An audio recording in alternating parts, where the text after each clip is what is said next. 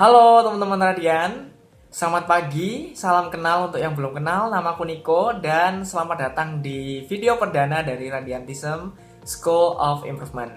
Nah, hari ini kita akan ngomongin tentang gimana caranya supaya kita bisa mengembangkan kecakapan dan kreativitas kita kalau ngadepin masalah di perusahaan, ngadepin masalah di organisasi, atau mungkin menghadapi ancaman-ancaman untuk tim. Nah, cara yang pertama adalah teman-teman harus rajin baca buku. Nah, kalau berdasarkan data yang Niko peroleh, Niko dapat dari beberapa sumber terpercaya.org, itu menyatakan bahwa rata-rata orang besar di dunia itu membaca 48 sampai 52 buku selama 1 tahun. Berarti kurang lebih mereka 1 bulan itu bisa menghabis 4 sampai 5 buku. Nah, berarti kalau misal katakanlah satu buku yang mereka habiskan itu jumlahnya hanya 200 halaman, maka paling tidak mereka habis 45 menit per hari untuk baca buku.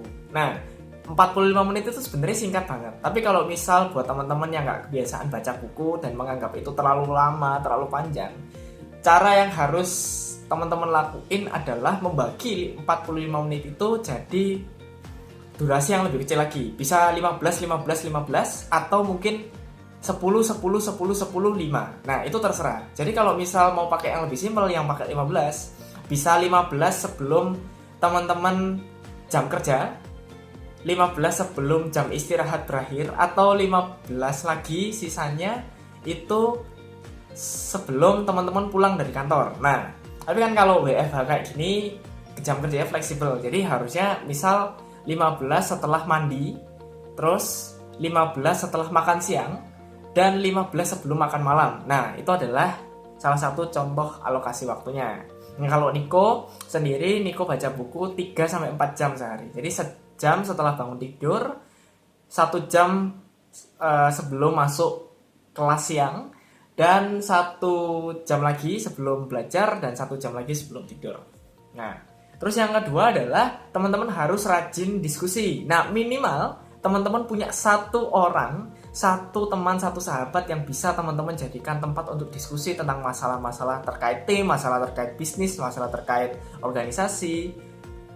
Nah, diskusi itu harus rutin, teman-teman. Karena kalau nggak rutin, kalian tidak akan pernah merasakan esensinya. Jadi diskusi itu baru terasa esensi dan manfaatnya. Bukan hanya dalam 1 kali atau 2 kali pertemuan, tapi lewat berkali-kali pertemuan dan perbincangan.